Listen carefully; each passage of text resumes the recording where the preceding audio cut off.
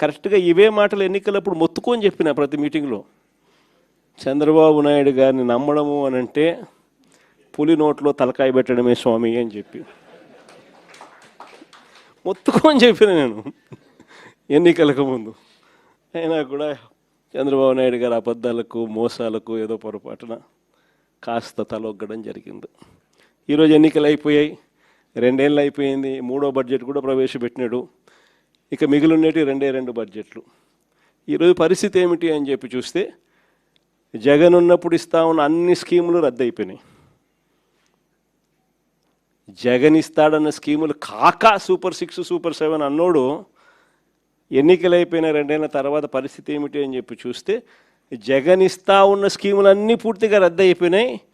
ఈయన super 6 super 7 అని చెప్పి ఇస్తాననేటివన్నీ కూడా మోసాలుగా తేలిపోయినాయి. మన హయాంలో మనం దాదాపుగా 3,30,000 కోట్ల రూపాయలు మనం అప్పులు తెస్తే, 5 ఏళ్ళు కలిపి 3,30,000 కోట్లు అప్పు చేస్తే, అందులో 2,73,000 కోట్లు నేరుగా బటన్లు నొక్కడం, నా అక్క చెల్లెమ్మల కుటుంబ సభ్యుల ఖాతాల్లోకి నేరుగా వెళ్ళిపోవడం.